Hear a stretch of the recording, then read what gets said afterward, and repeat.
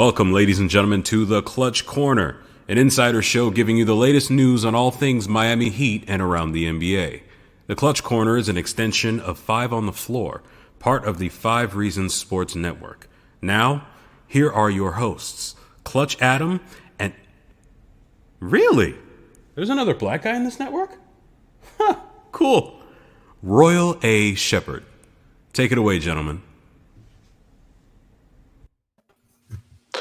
Yo, what's up, everybody, and welcome to the another edition of the Clutch Corner. I'm joined by my man Michael, joined by my man David, joined by my man Jonathan Ramlakan, and some motherfucker who just be on this stream every.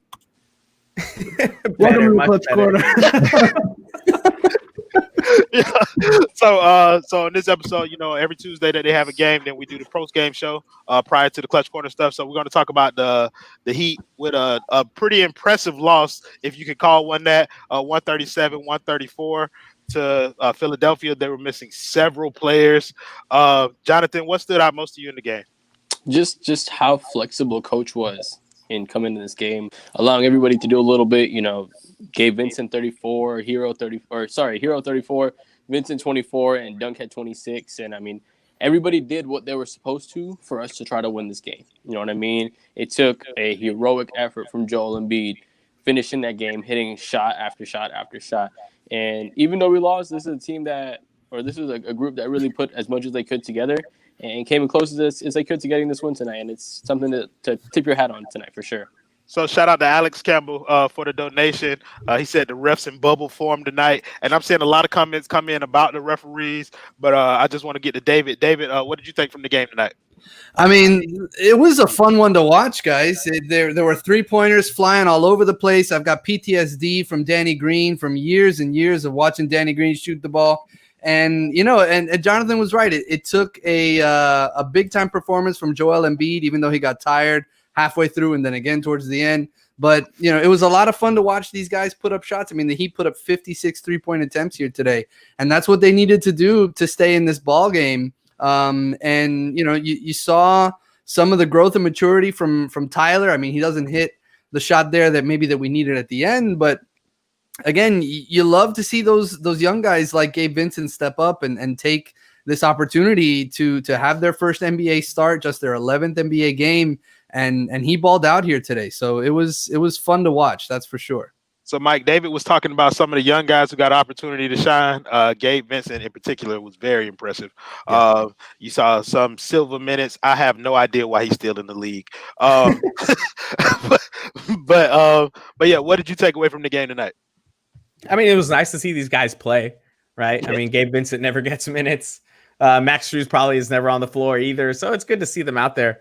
It's just interesting how we go from probably the most demoralizing a victory can be against Washington to probably the polar opposite, which is a pretty uplifting loss, if you can say that about this game. I mean, it was good to see them out there competing. You got to tip your hat to Tyler, in my opinion, for this one. I mean, that fourth quarter was all him.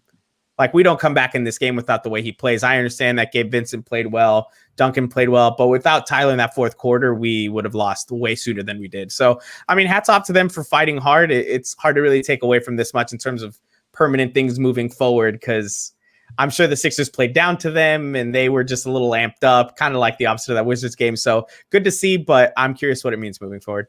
I mean, of course, everybody knows me as a Tyler hater as of last week for some reason, but I will admit Tyler balled this game. So Tyler had a pretty good game. Clutch, nobody really cares what you think, but go ahead and spend some time talking anyway. Hold on, I'm trying to remove you. When it takes that long, you're not warmed up yet, man.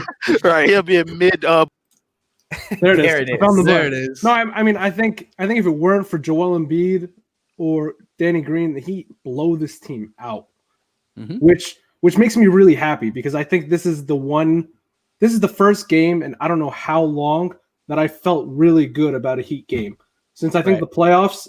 But even then, there's so much tension, there's so much turmoil about the game going on that you don't really enjoy it. But this is the first time I actually enjoyed watching the Heat play, and it ended up in a loss. So I can't ask for anything more from these guys. If it weren't for Danny Green hitting 9 threes and Joel flopping all over the court, yes, the Heat blow this team out. How many you're back. ghosts did Joel Embiid trip on, man? I swear. So speaking of Joel Embiid, like you guys alluded to earlier, like he started out really, really slow, and then He was and then tired. in the third quarter, he looked unstoppable.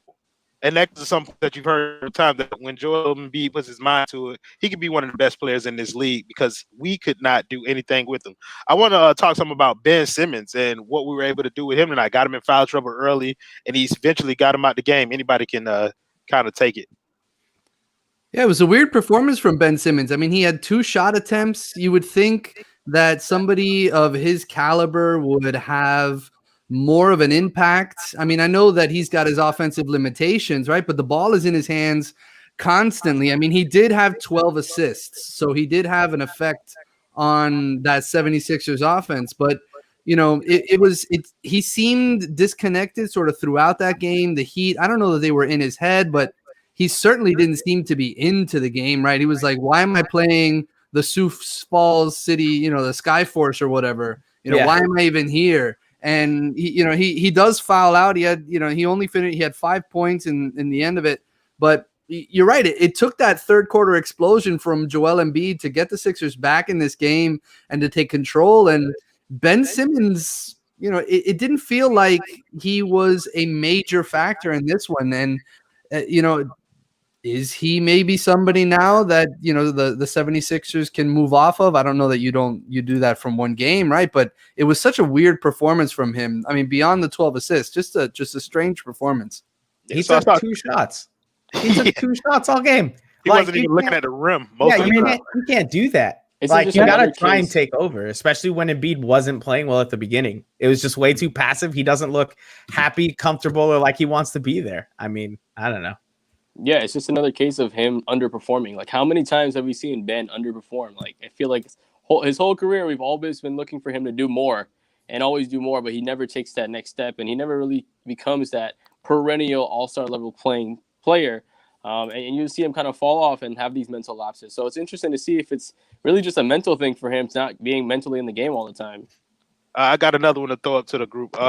I know we were talking a little bit about Gabe Vincent, but in the comments, I'm starting to see that a lot of people want him to take Kendrick Nunn's minutes. Was tonight enough for you guys to say, what the hell? Just go ahead and give all of Nunn's minutes to Gabe? What Nunn minutes? None of us want Nunn to have minutes in the first place. So what minutes is he going to take? Touche, my brother. Touche.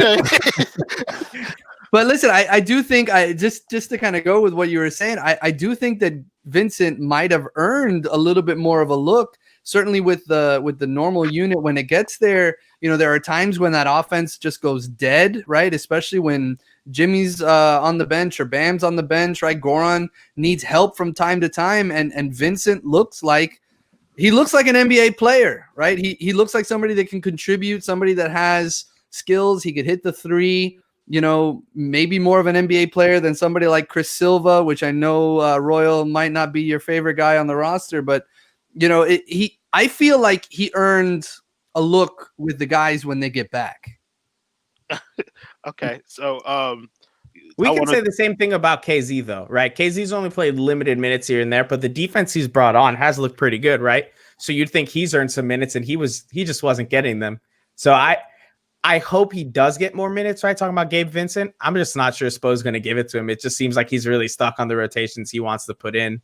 So I want to say thank you to Gabriel for telling us that 5 Reasons Post Game sucks.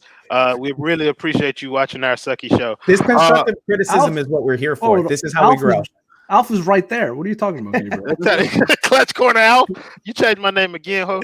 Like, but no, I did want to talk to something. I think Mike was talking about it earlier. He was talking about the effort that we saw from this group, which is really something that we haven't seen when we had like our full team, like the consistent effort from beginning to end of the game. Is this something that some of the people who are out can take from this group and just kind of like apply when we come back?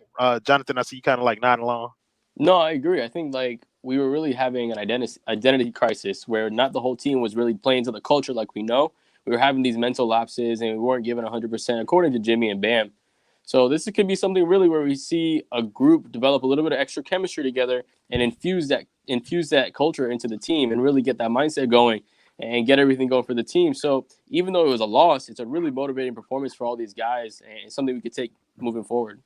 Yeah, I really wish I could change Adam's name. Go ahead, David.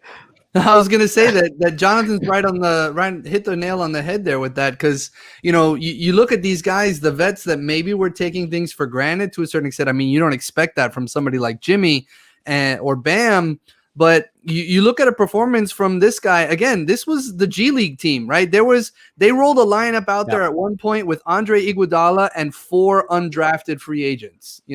So the fact that they were taking it to a team that was a playoff, expected to be in the playoffs, with 2 All-Stars in the lineup, right, with Joel Embiid and Ben Simmons. You look at that effort, you look at that production, and you gotta think that it's going to inspire those guys that are just waiting to get back out there, right? Maybe they were taking it for granted, and now this can inspire them to a certain extent, can relight that fire that they had in the bubble a season ago. So hold on, just because I don't want us to get too kumbaya, I'm going to go ahead and play devil's advocate on this one because I kind of believe it. Okay. I will say they all played great and they did put a lot of effort out there. The only thing I'm going to say is they had literally nothing to lose in this game. Sure. Right? Like if they go out there and they lose this game by 30, are we really sitting here saying, oh man, this team really let that one go? We're all down on the team. They had 8 guys.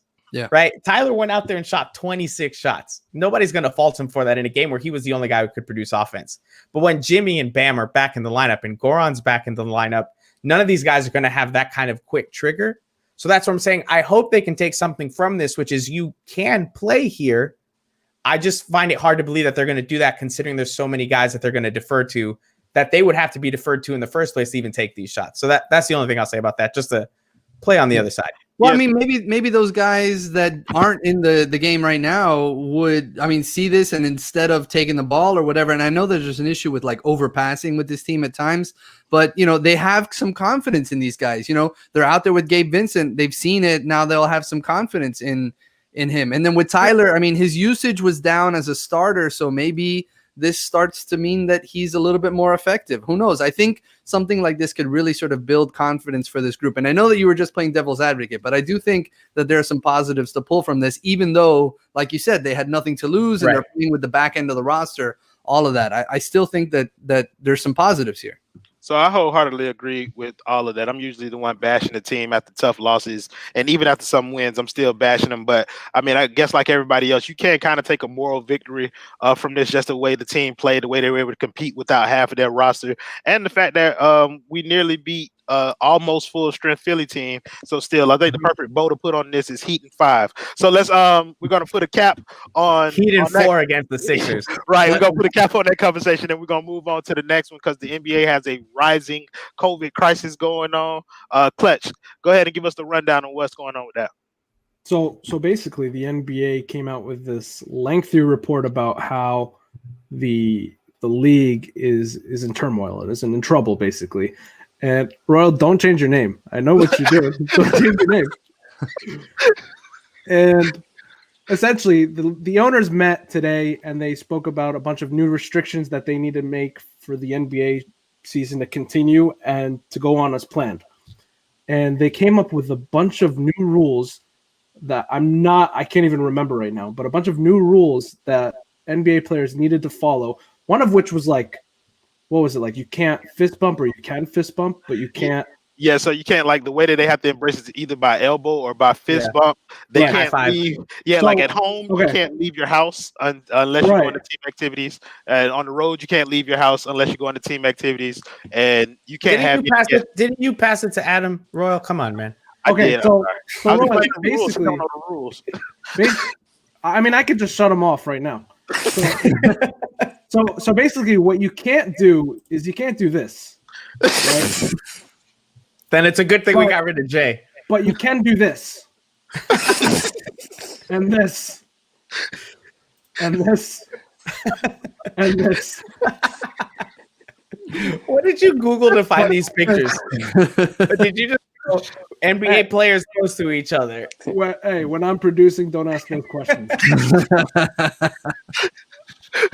This is a dictatorship when Clutch is producing. Absolutely.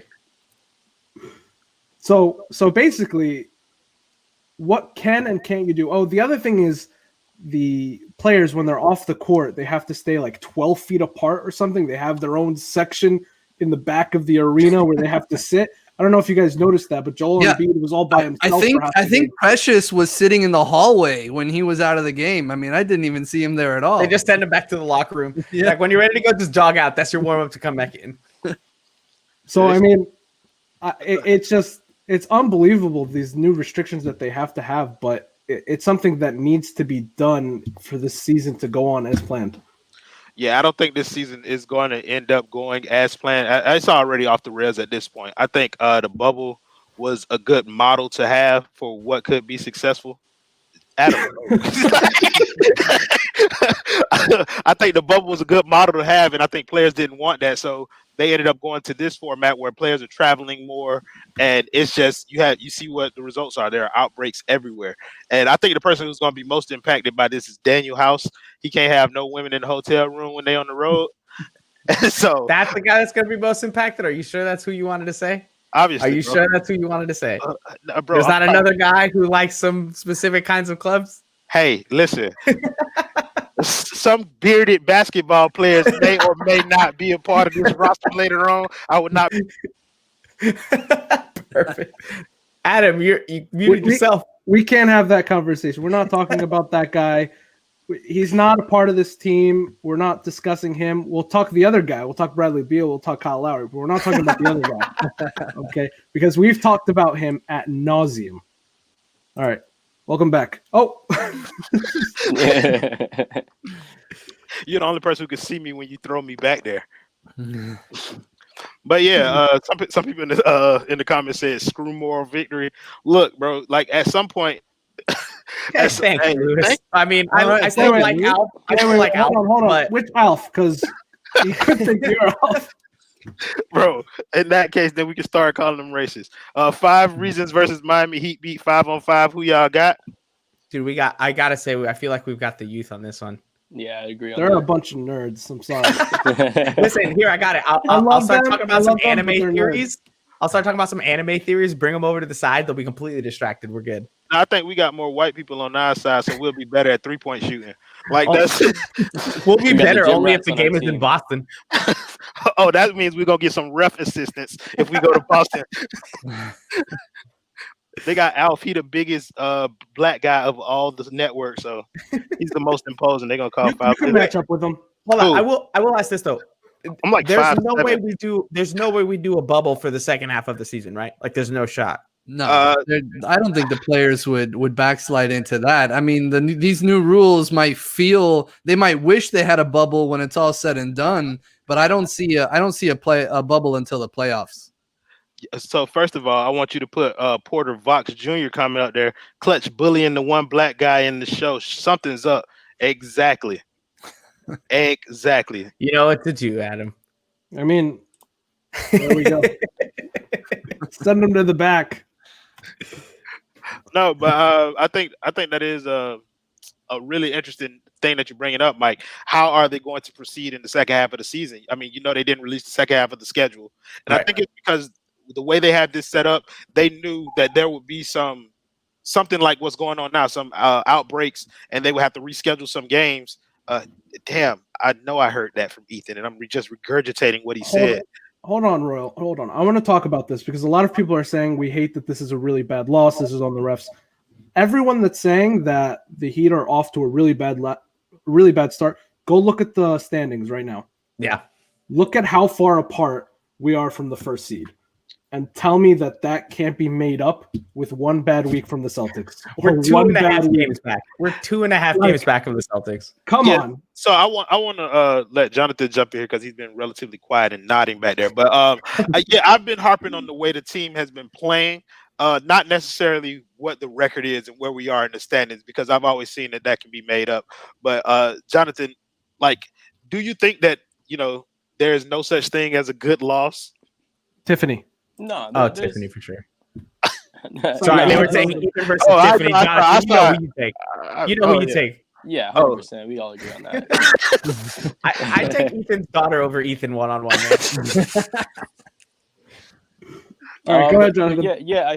I mean, we have to we can take things that are losses positively. You know what I mean? Like you said, I wasn't even looking at the standings until a couple of days ago, and I saw that we were only 2 games behind first, and things are just so close right now. Everybody's going through this thing right now, where teams are gonna lose that's supposed to win because of COVID protocol and lose half their team. You know what I mean? So with what's going on right now, I think that we could take away from the loss because there's just so many little things that this team needs to grow at. And if we don't try to use those things to move forward, we're going to get left behind. And if we, take these days where we just have 8 players and we're like, okay, we have 8 players, let's just go to put something together instead of actual game plan and take something that we can move forward with, we're going to lose those games and waste that time. So this is a good game. This is a good game for Hero because he developed, he did a lot more than he used to and help him grow. Same thing with Dunkton. He did a little more extra. A lot of players today took a lot, are going to grow a lot from this game. Precious, I think, is that his first double-double that he got for his career? Is Precious played really well. So a bunch of good things that we could take out of the game, even though it's a loss. Yeah. So And I will say to Genwill's comment, or Genwill, first of all, thanks for the dono. I don't know how to pronounce the name. You can't get the players vaccinated though until it's open to the public, right? Like, first of all, it's a bad look for the league. It's a bad look for the owners. Like, they can't just go out there and buy it, considering how many people are high risk and need the vaccine sooner than the players do. So that's where you can't just go and be like, oh, let's just buy up a bunch of them and give them to the players. That's a really bad look, and I think it would be unethical of them to do that. Like, listen to Michael. He got vaccinated. Switch God, I'm actually terrible at Call of Duty, so I would never get 50 kills. David, I want to throw this to you. So with a game like tonight, you saw how we didn't even have players out with actual COVID. We just had players out for contact tracing. What happens if we get to a playoff game and then we all of a sudden Miami Heat Source Destination, that's the group that I come from on Facebook. But what happens? I will get to that comment next, though. What happens if we get to a playoff game and then one of your bigger players or something like this happens to us in the playoffs and we're missing Jimmy, Bam, Goran, all for a week or so during a playoff series? I mean, listen, that's the nightmare scenario for the NBA, right? Mm-hmm. Which is why I think, moving into the playoffs, if they want to crown a legitimate champion, they're going to have to recreate the bubble, right? Because you can't, look at how, the Heat competed with the Lakers and we were down, 2 of our top 3 players as it is due to injury, right? So now imagine, a team is losing 2 of their top 3 players because of contact tracing, right? So, that calls into question the legitimacy. So it would absolutely be a nightmare for the league. For the Heat, listen, for years and years and years, this club has always been about buy-in, right? The players buy into the program. They buy into the game plan, the approach, the quote-unquote culture, all of it, right? And tonight, it proves that, right? You had the guys at the end of the roster, at the end of the bench, guys on 2-way contracts, playing their asses off. And, it shows that they have absolutely bought into the program. And it's that program that people say that was the thing that helped the Heat in the bubble maybe more than other teams, right? So when you have guys at home, who buy into this stuff as well, and you get this unified group coming out of this, I think the Heat will be stronger on the other side. But if they were to lose guys, they're still going to be competitive, right? But you saw tonight, the Sixers had the best player on the floor by a mile. The Heat couldn't do anything with Joel Embiid. I thought you were talking about Ben Simmons and his 5 points. So when a guy like Joel Embiid imposes his will, you're at a talent deficit at that point. So if you're missing players because of COVID and contact tracing and all that stuff, if it's a playoff series, they'll be competitive, but they're not going to pull it off. They might take 2 games in a 7-game series like they did against the Lakers, right? Just to use that corollary. But when the other team has the best player on the floor, and you're talking about the NBA, the best player more often than not is going to win, especially in a series. And unfortunately, we saw it tonight. So if it happens to the Heat in a playoff series, they'll be competitive, but they'll be in trouble. It's a bigger asterisk if there's not a bubble for the playoffs and COVID is still out there than it was last year with the bubble. Yeah. Yeah, so I think that's a point that Ethan made as well. That this is the season that will be more likely to be asterisk associated with it because of the situation. Clutch, I want to throw it back to you. Like, how do you see this all like playing out? Like, how do you see it shaking out with the new rules being in place? Do you see this improving how the league is going to move? So I talked to a close friend of one of the players the other day, and the way he made it sound like to me is that the NBA is going to push forward, and the only way that the league would stop is if you had a third or half the league that has to postpone games of because of the virus, right? Or if a guy like LeBron gets the virus, because obviously he's the top dog. So I think that the league is going to push forward. We're going to have stop changing your name. We're going to have postponements. The second half of the season is completely open. So all those games that were played or that weren't going to be played now, they will be played later. So the league has a plan in place. And I feel like in the playoffs, it won't be that difficult to make sure that teams have all their guys on the roster because you're not playing other teams, right? When you're in the playoffs, you're only playing one team. You're focusing on one group of guys. So, and I bet you there's going to be a stoppage of play between the playoffs and the regular season for 2 weeks just to make sure that nobody has the virus going into the playoffs. So I don't have any concerns with the playoffs. I don't think we're going to be in a bubble because in a sense, the rounds themselves are a playoff. They're a bubble in themselves, right? Because you're not playing anyone else. So I don't have any issue with how the playoffs are going to go. It's just right now what you have to handle right now with this crisis going on. Yeah, I think go ahead. Sorry, I was just gonna ask. Do you think they would do like not a mini bubble or anything, but like a team series, take place the entire series in one arena? Just because at this point, if you don't have fans, I mean, what is home court advantage really?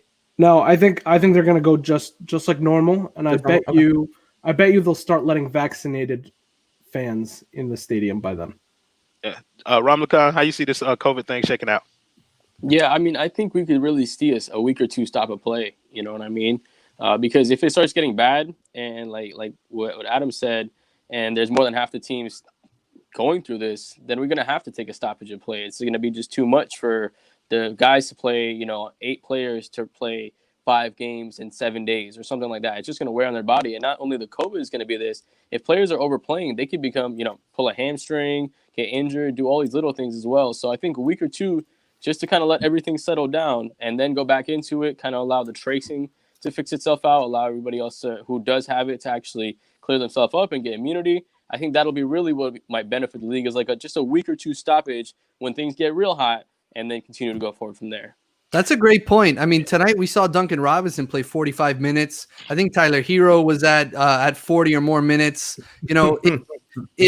If the lineup, if the COVID contact tracing lineup was different, right? And Jimmy had to play 45 minutes tonight, and then he had to turn around and play 45 minutes on Thursday or whatever. Like, if you start to think about that with the older players and the wear and tear and this being that early in the season, it's a good point. And we had the young guys running out there tonight, right? What if it was the veterans who need like Goran and Jimmy who probably shouldn't be taking on that kind of minutes load at this early in the season? It would be a completely different feel at this point. Yeah, a lot of people in the comments talk about are they watching 5 Reasons of Scrubs, and somebody called us okay Fauci's. Okay, we get it. Hey, listen, we're here to educate as well as entertain. Okay, don't listen to Royal and don't listen to Michael. All right, we're not.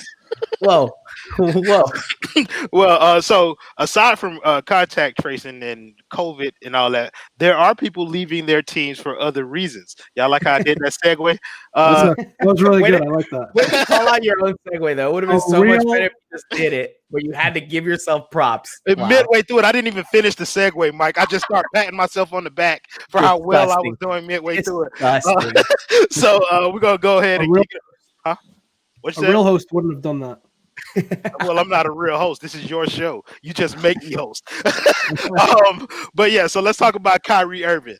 I have no idea what's wrong with this man, or if Brooklyn is going to be okay with following through with the rest of this contract. So the resident expert, Clutch, tell us what's going on with Kyrie Irving. So the first thing that happened with Kyrie Irving is we thought that he was taking a mental break because of the riots at the Capitol, right? And we thought that, okay, sure, mental health, great, take some time off for yourself, don't worry about it. But the thing is, he never spoke with the Nets about taking time off. That's the first thing. And the second thing is, no one knows when he's coming back. So the Nets have a situation here where they don't know what Kyrie Irving is doing and when he's coming back. And that's a concern for them.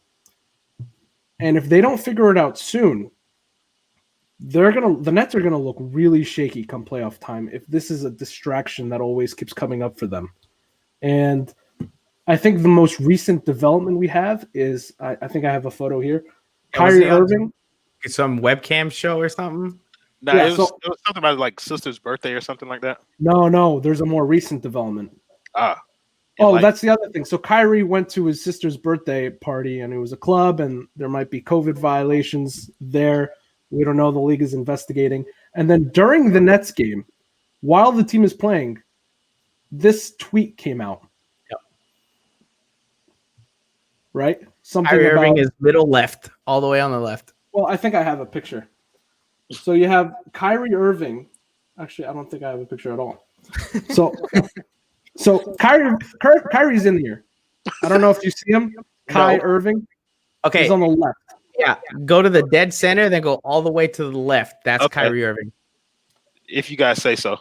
There's another picture where it's like zoomed in. It's like Cynthia Nixon on top of him, and then it's him. Sure, this is what happened when you have Clutch producing. Really? Where's Really? Manny? Where's Manny? Manny's not here today. Let me get a picture of him up. But So what even was that? What even was that thing? So apparently there's this DA that's up for election, and they needed supporters, and Kyrie just happened to be there. He hopped on a Zoom call and he was there. So I think that this is a bigger problem than the joke that we're making it out to be. This is becoming a pattern with Kyrie, right, David?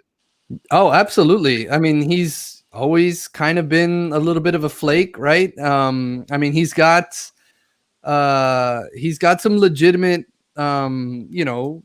concerns, and he's a social advocate for some legitimate and important, ideas and views and things like that. I mean, other than the flat Earth stuff, but what he's doing to his organization, I mean, it's sabotaging Steve Nash's first go as a head coach, right? I mean, what is Steve Nash supposed to do and think, right? What kind of, I mean, really sort of emasculating this Hall of Fame guy that they brought in to help lead this franchise back to the playoffs and stuff like that. I mean, I know that he and KD are friends, right? But if you're KD and you're coming back from Achilles, a difficult injury, what do you think about stuff like this? There's so many questions, and his erratic behavior here really sort of makes you wonder, if you're Brooklyn, and I know that they were in talks to he who will not be named on this podcast, but they were in talks to trade for him, right? Do you make a move like that, knowing that your point guard may disappear for 5, 10, 15 days at a time, and you give up all your depth, especially in a season like this? What he's doing, I'm sure he's got his own reasons for it, and they probably make sense to him, but it doesn't look good on the outside. So David brought up KD, Jonathan, and I want to throw this to you. If you're KD, like, what is going through your mind now that you've heard these stories about Kyrie? Now you're his teammate, you're in a situation with him, and he's leaving you high and dry out there with no explanation, essentially. I mean, now I guess you feel kind of like what LeBron did when Kyrie wanted to leave LeBron. You know what I mean?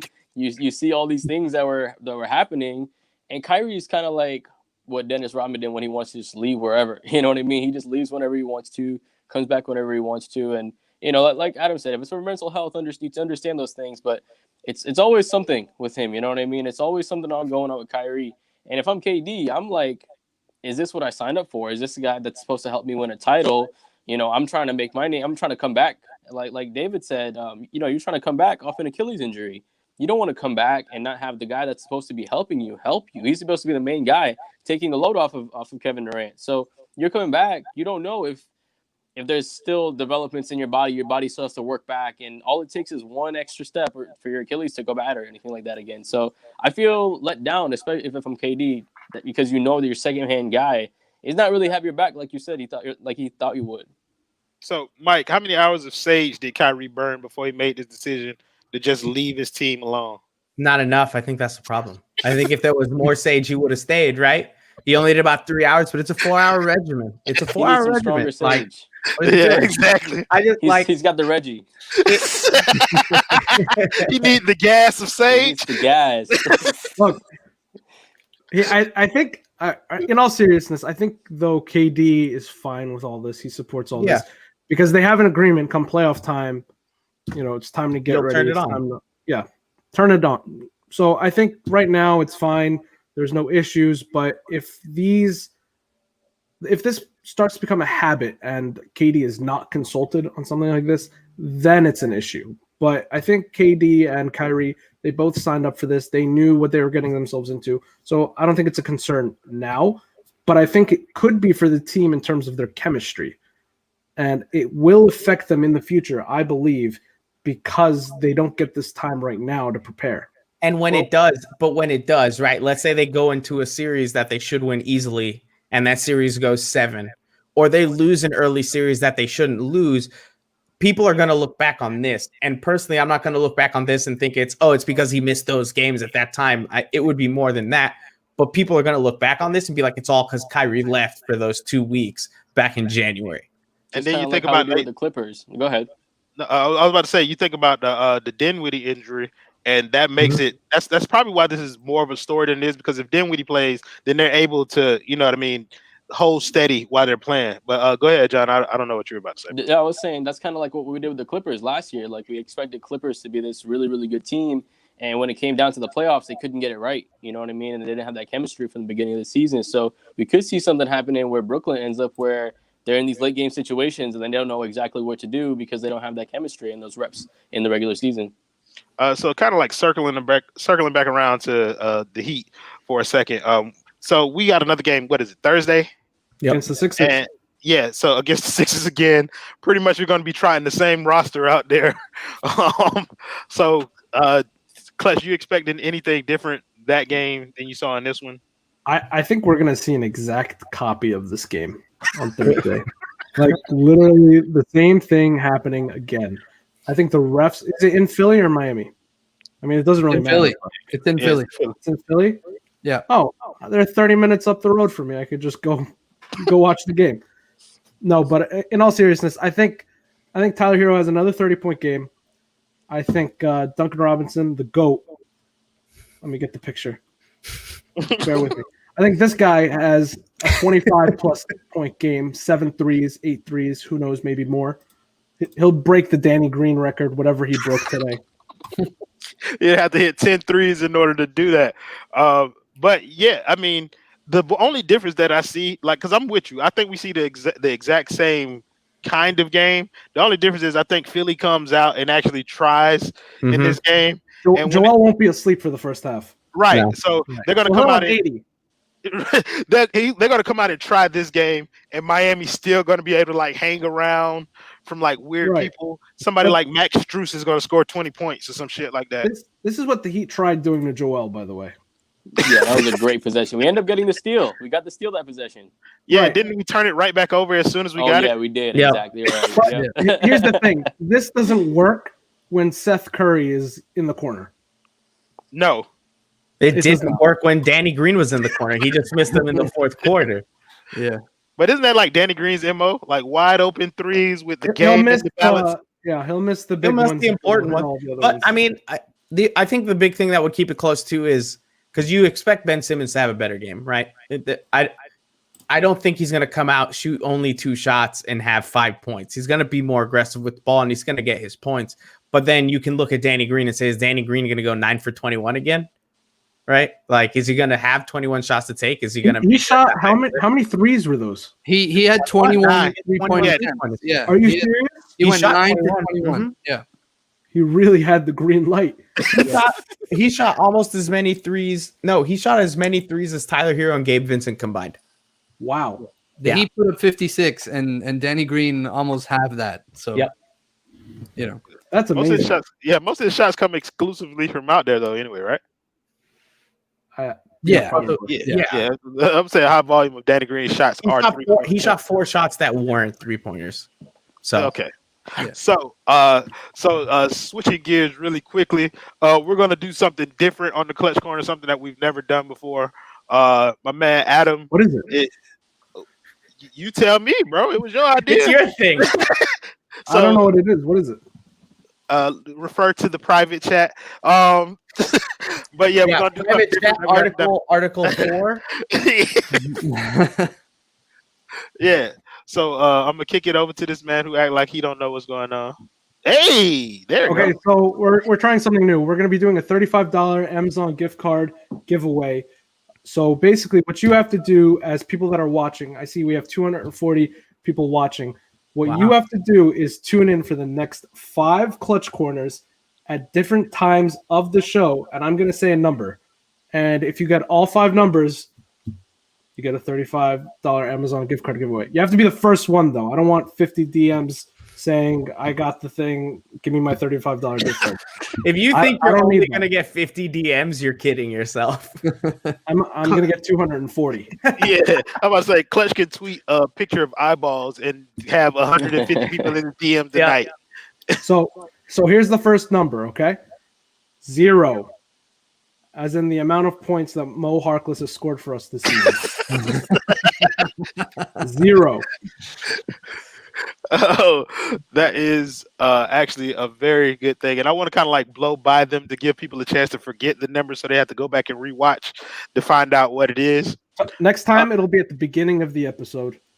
Okay. No, I'm just kidding. I don't know when it's going to be. It'll be whenever I feel like it. Just don't put up giveaway at the bottom and people won't know what to click to easily. Oh, that's right. I shouldn't have put that up. No, it's the first one. It's the first one. Okay, they got to get there to hear about the giveaway, and then the future ones are hidden. It's free money. Come on. What kind of giveaway? A $35 Amazon gift card. It's whatever I want it to be. He'll give you first dibs on any trade news that he hears. And a happy ending. Yeah. Exactly. Whoa, Jonathan. Whoa. We'll talk about that later. This show usually goes too far, but man, I went too far. If they create good content, we'll share your content. This content is gold, Lewis. Lewis has been supporting us the whole time. No comment, Lewis. Gosh, such a bad host. He's making, come on, Falcon Smith. He's making minimum wage in terms of the rest of these guys. It's all right. Everybody else, y'all already know what time it is. We're in the part of the show where you start filling up the comment section with the Ethan slander. And as those come in, then we'll start reading those comments out right before we close this show out. So any other topics that you guys wanted to talk about from the game tonight or from the COVID situation, anything that we didn't mention so far already? Olynyk going cold. Are we not going to 3 for 9? Not a great game. Not enough rebounds. 3 for 9 from 3? Yeah. I mean, that's not terrible. We can still put this picture up. Right, he still shot 50% from the field. Missed a crucial pass to Tyler Hero at the end. Oh, that okay. If you were gonna get upset about anything over this game, it was that where we had 3 seconds left and he decided to take a fadeaway 3-pointer with Joel Embiid in his face instead of passing it to a wide open Tyler Hero. Especially when Tyler Hero was the one who carried us all the way through the fourth quarter anyway. Also, wait, you're slandering Chris Silva. The dude had 5 offensive rebounds. First of all, he got 3 of them shits in one possession. He had 3 of them on like one sequence. That's fine. That's more Chris than Silva, probably Kelly's grabbed all season. I'm convinced Chris Silva started playing basketball last year. They picked him up off the streets. Where's he from? Nigeria? Is that where he's from? Yeah.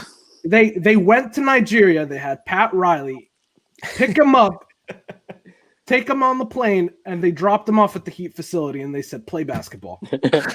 We'll pay you millions of dollars. Somebody said, can we cut Mo and sign Beasley? Yo, did y'all hear Beasley and Chalmers went undrafted in the G League? Undrafted. The disrespect is unbelievable. Unbelievable. Well, of course they did. Why the heck are you going to pay them any money to be in the G League when they're all in their mid to late 30s? It's like paying Royal to be on your G League team. No, it's not. I'm not a number 2 overall pick in a certified bucket. Neither is Michael Beasley. Who? Michael Beasley, if he couldn't do anything else in the league, he could score. He just couldn't figure out playbooks or play defense for nothing, or literally anything else. or literally anything else. Somebody said Eton. Are we talking about Eton Thomas? I mean, honestly, the Ethan Rose session is not going too well. All I'm seeing is Ethan is old. Come on, like we already know that. You're giving us facts. I'm telling you. Oh, here it is. Eton should have been there to hack a Howard. Heck, Dwight Howard. Dwight Howard actually had a pretty good game tonight too. Every time Dwight and Danny Green had the ball, I was just reminded by the finals. What finals? I don't know what you're talking about. Exactly. Exactly. I think the NBA needs a new plan in terms of COVID protocol with the way that they're going about this situation. Thank you, Nadir. I'm assuming this is Chris Silva, not Michael B. No, he's talking about me. Oh, you're from Gabon? Yep. Oh, fabulous. That is wonderful. But yeah, I think the NBA does need I don't know if these protocols are going to work because I don't know how you continuously Ethan smokes crack. Wait a minute. So y'all think Ethan calls our phones and be like, come talk about the Heat, baby? Like that's what y'all think Ethan be doing? I don't think man. Hey, we talked about this on last week's episode. What's your opinion on the NBA expanding? I don't know how to pronounce your name, but go back to episode 4. Jimuencito. Yes. Oh, here's the other thing. We need to talk about Vincent. Gabe Vincent. About Vincent. We didn't talk about him enough because I think that when the Heat trade the entire roster for somebody, Gabe Vincent, I'm pretty sure Coach Spo did not want to show what Gabe Vincent can do. Absolutely not. Because this guy looks like a real backup point guard. Yeah. Yeah, he looks like the next Eddie House.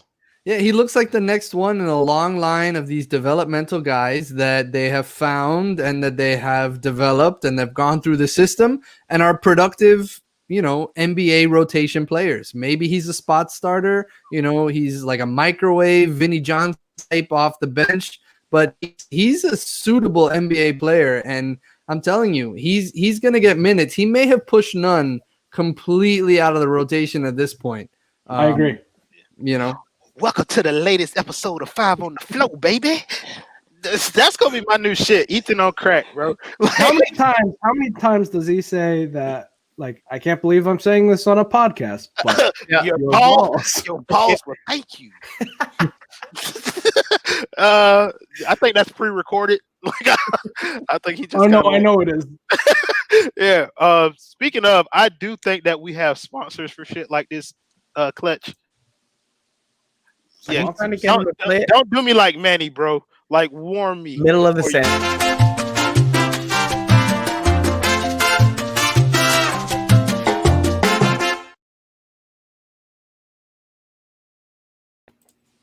Bro, I hate your guts, bro. I just wanted to make sure that I put that out there for everybody to know, bro. I do not like this man.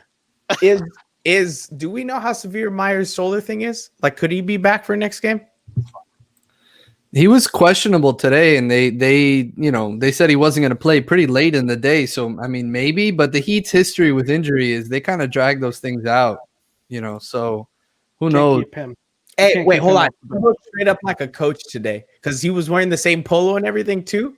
Yeah. Nah. I'm wondering if they just tell him, hey, we'll pay off the rest of your salary. You can just come coach for us.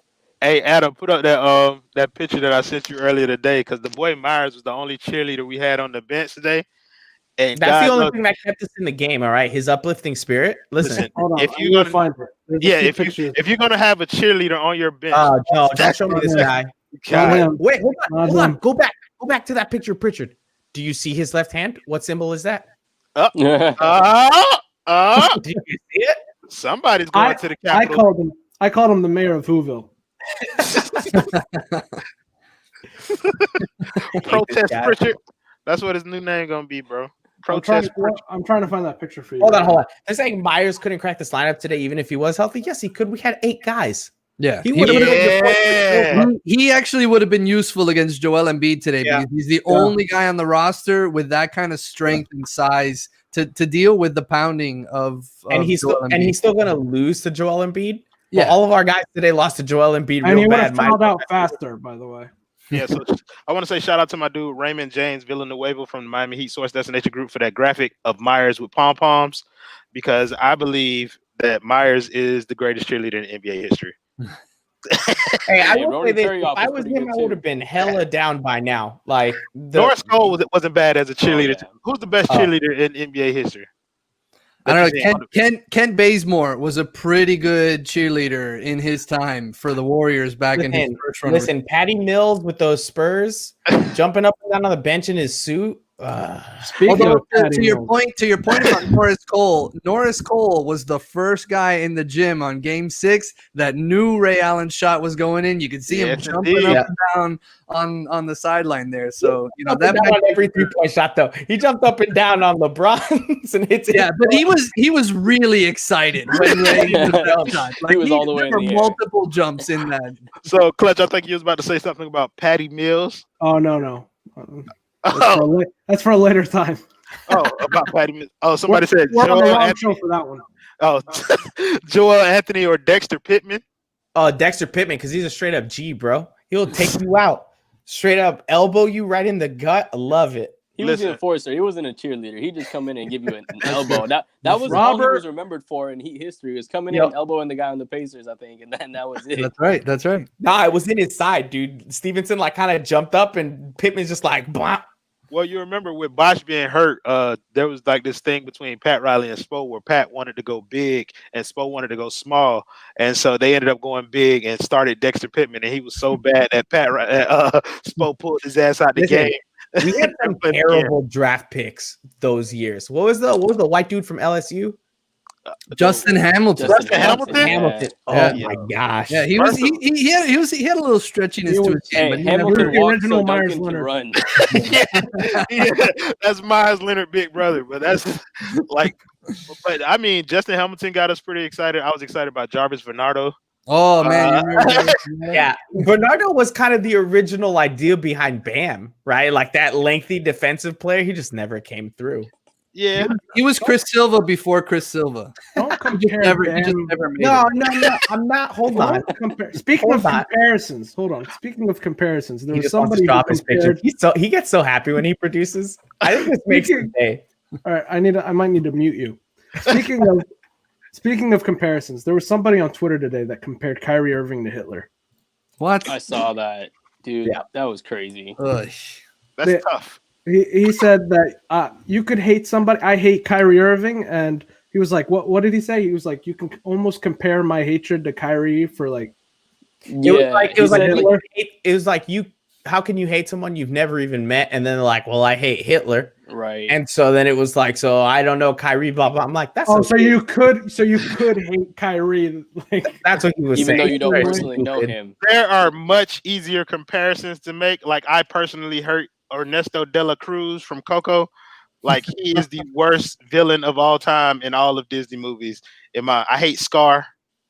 Yeah, that's Yeah, a name I know. Scar Okay, at the Capitol. You don't know? You never seen Coco, bro?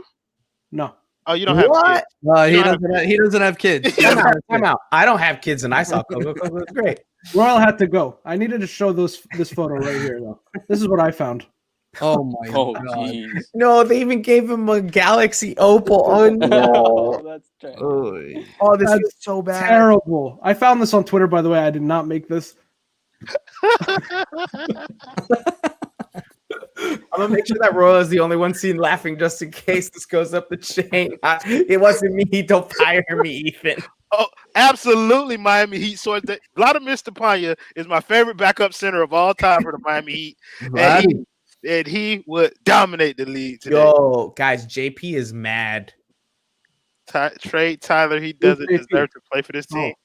Hey, JP's mad, bro. He might be racist. He just dropped 34 points. You don't put all 31 caps back-to-back on. games. Yeah, you don't put all caps on a white guy that just dropped 34 points. If you're Yeah, not. he's. I mean, 32 back-to-back 30+ point games. I mean, Wait, what's his career high? Was it 37 in the playoffs, or was it 31? Yeah. It's 37. But Yeah. this might be his regular season career high tonight. Yeah, right? It is. Tonight is because he said Crotty it, said yeah. Crotty said it Back-to-back. tonight, and I was like, "Yo, you're wrong, Crotty. His career high is 37." But no, this is a regular season career high. Oh, snap. Ronnie Turioff. I remember that guy. Ronnie Turiaf, I remember him from the Lakers. Smelly. I mean, They said he listen, smelled bad. there's some good names in random Miami Heat history. There's some good big men. I mean, going that all entire the victory era was littered with names of people who were good at one point in time, but by the time they got to Miami, were no longer good. Yo, Like, what was the Eddie name of the House, big that used to play for the Mavericks? And like he was on the Mavericks in 06. Dampier. Eric Dampier. Yeah, didn't he get the dunk when LeBron like threw it over his head, falling out of bounds against the Knicks or something? Yeah, he Yep. used to wear like long socks and a headband. It was terrible. Like Oh, he really looked like the old guy in the gym. I want to switch topics for a second, real quick, because of people saying trade this, trade that. I just want to say, while I am a believer and a firm believer that this team needs to make a trade in order to be successful, this team is not a regular season team. And the bubble clearly proved that to us. This team is successful in the playoffs when Spo has a week, 2 weeks to scheme against the other team. And just think about it like okay. If you give Spo 2 weeks against Giannis versus just one night against Giannis, the Bucks might win a game against the Heat. But if you give him 2 weeks, the Heat will win in 5. And I think I see this comment. Ethan Balls, Nick. So, look, I think that this team does need a trade because right now I think their ceiling is a second round exit. But if they don't make a trade and this is how we see the team throughout the regular season, I mean that's fine, right? I know that they will be successful in the playoffs, and I think that's what matters. And this team knows they'll be successful in the playoffs because right now the reigning Eastern Conference champions. And a lot of players are discrediting that right now. I think a lot of that has to do with the up and down nature of the team's play, and never really knowing where the consistency comes from. But in the playoffs, that kind of turns into a strength where you don't know where the scoring explosion or who's going to be the top scorer of that game. And it also gives this team the ability to play in a very versatile manner because the way we play when Duncan's on is completely different than the way we play when Jimmy's on. And that's something that's something from game to game in a playoff series can help us get wins than other things. But not only that, it's like the adjustments Spo makes too, like mid-series, right? Those aren't adjustments that are easily made in the regular season when you're playing a bunch of different teams. We saw that when they played the Bucks, right? Like that first game, we got absolutely destroyed by the Bucks, and then we came back and won the next game, right? Those are adjustments that Spo does really well at, and that's why this is a playoff team, right? But regular season, this team isn't. Especially because I don't want Jimmy exerting the same playoff energy. He's just going to get himself hurt and tire himself out before the playoffs. The playoffs is all that matter. If we get in as a 5 seed, as a 3 seed, as a 7 seed, as long as we get in, I trust this team can make some noise. And the other thing is, I'm not fearful of this, or I'm not scared of this Sixers team. No. Right? We saw Max Strus, Tyler Hero, and Duncan Robinson shut down Ben Simmons. Imagine if Spo has 2 weeks to scheme for a Philadelphia 76ers team. Yep. And he gets back Jimmy Butler, Bam Adebayo, and the rest of those guys. I'm not scared of them at all. And I see a lot of Sixer fans. Today I made a tweet about the Sixers, and a lot of their fans came at me. They were like, oh, we don't have our whole team. Just wait until the rest of the team comes back. And I'm like, look, you have the 2 best players on the court today. And you won by what? 1 or 2, whatever it was. You barely beat the Heat. And people were like, okay, but we know that they play better with Seth Curry and all their shooters. Look, if a guy like Seth Curry is the difference between you being a successful playoff team and getting bounced easily by a team like the Heat, that's not a good team. Nope. If we're talking about a coach of the year candidate in Spo every single year, do you really think that Seth Curry is going to stop him from making sure the Heat beat the Sixers? Come on now. And Avery Bradley on Seth Curry, that's going to be a problem for him. Like, especially because they don't have a traditional point guard, right? So you're not going to put Avery Bradley on Ben Simmons. You're going to have somebody like Jimmy, and then you're going to put Bam on Joel. You're going to do something like that. Seth Curry's not going to have a nice time with this team when you're throwing Avery Bradley at him when it matters. Like, he's not. So I'm not. This Sixers team doesn't scare me. The only teams that worry me are the Nets, because regardless of how many games Kyrie misses, they're still going to be good. And yes, I know we beat them before, but I'm not going to discount that Celtics team because they do have a lot of guys that can play and play well. But outside of those two teams, there's nobody in the East that worries me. Not even Milwaukee. Yeah, No. I think Milwaukee is better built this year than they have been in years past. But still, I think to Adam, to Clutch's point, you give Spo time to prepare. You give him this roster with people who've bought in, who have experience, who are ready to execute the game plan, and the Heat are going to be in it. It's just a matter of execution and the shots dropping and things like that. Philly, their roster's really strange, and with the unique players that they have, I don't know that team is built to make a deep run. I think the Heat can be, and I agree with you that I think they need to make a trade in order to push that ceiling back to the finals. But the floor for this team is definitely second round, maybe the conference finals at the very least. Yeah, I think I saw a comment a few minutes ago when we were talking about random Heat players. I know this is completely off topic, but somebody said Terrell Harris is a GOAT. And I have been fixated on that comment for a very long time because Terrell Harris and James Ennis were two of my favorite scrub Heat players. And I only like James Ennis because he dunked on Rasul. Yep, that one dunk at the beginning. Yep, that was like, oh, we found LeBron James replacement. ESPN. Yeah, ESPN James Ennis. James Ennis, bro. I was like, that's not. But who's your favorite Heat scrub of all time, Clutch? Heat scrub? Yeah, your favorite Heat scrub. I've never been asked that question before. I know. Why would I like a Heat scrub? Because there are certain ones that just endear themselves to you. I've got no answer for you. Wow. Why would I like? Come on, give me examples. What would I say, do? I don't know if he's a scrub, but Joel Anthony, man. And when he used to go to the free throw line and they would chant MVP, that was the best thing ever. Joel Anthony always felt like the reason why we didn't win games. I hated him. He was my favorite player on one of those scrub players. He was my favorite player out of all of them. Joel Anthony. You cannot catch anything.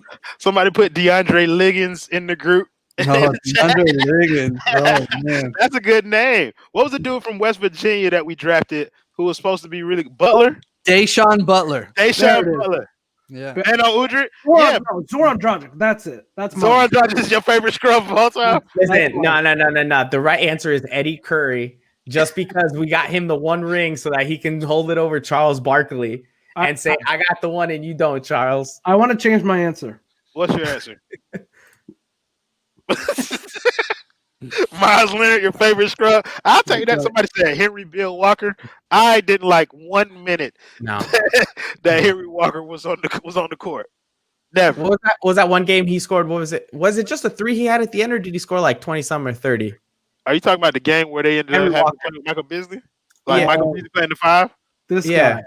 Oh, Slow Time Reed? That was my guy. Oh, wait. Can I change my answer to my answer to Hassan Whiteside? What about this guy? 13 Caro. Oh, yeah. That was dope. Somebody said Rasul Butler. First of all, Tommy Italian, 305 for life. Rasul Butler was not a scrub with the Heat. I just want to let you know that. Like them Butler boys, when they were in the game, their rookie season, them boys came to play. And I really appreciate everything. Shout out to Jason Capono doesn't count. Jason Capono contributed. Nah. Smush Parker, baby. Smush Parker. I hate it every minute. So I'm going to pull your mask off like Scooby-Doo now. Whenever the Clutch Corner is being produced, 5 reasons it's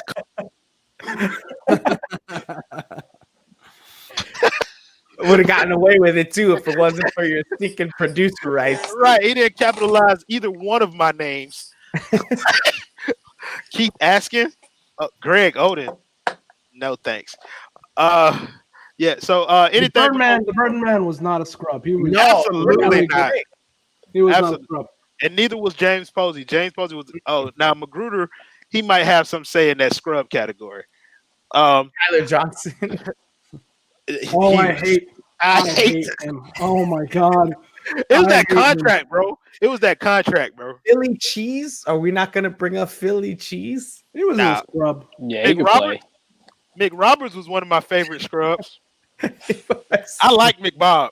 Me too, dude. Didn't he like dunk on somebody on the Lakers or something? I He ripped his jersey. Remember McBob was out for like half the season, and then the first game after the All-Star break, he got a triple-double, and then he never played again. Well, I think a lot of people after he got And to it was, Miami, it was they forgot in why we got him. Atlanta. I remember that. Yeah, I think a lot of people forgot why we got him in the first place. When he was in Charlotte that season before, he was an absolute monster, bro. Yep. Like he was a monster that previous Yeah, season. he tried to assault Yo. LeBron. Mike Bibby getting fined in the playoffs. No, it's just a random Thunder game. He's like holding him down, like, oh, look at me, dude. Michael Doliak is also a good name. So we've been on here for about an hour and 5 minutes. We're gonna wrap this up. Any final thoughts before Not we a close? scrub. Not a scrub. Absolutely not. He was actually one of the primary reasons why we were able to get those 2 championships with Bron. So any final thoughts before we close this out? I've got one. This show needs a better host. I think that's my one thought. I've got one, Royal. Go ahead.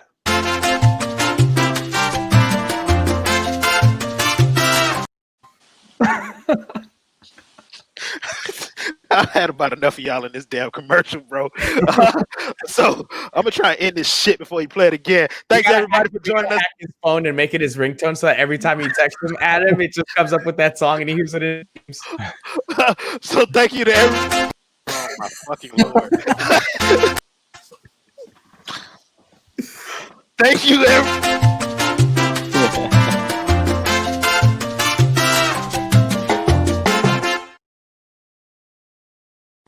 Be your own fucking host, Adam. That's why about that. No, I'm not doing it anymore. I quit. You quit? You sure? Nah. So thank y'all for joining us. Make sure y'all tune in next week at 8 o'clock on Tuesday. And we'll be back with more talk, more shit talking, all that other kind of good stuff. Again, thanks everybody for joining us. Thank Clutch, thank Michael, thank David, thank Jonathan Rumlicon for joining me on here. And you guys have a great night.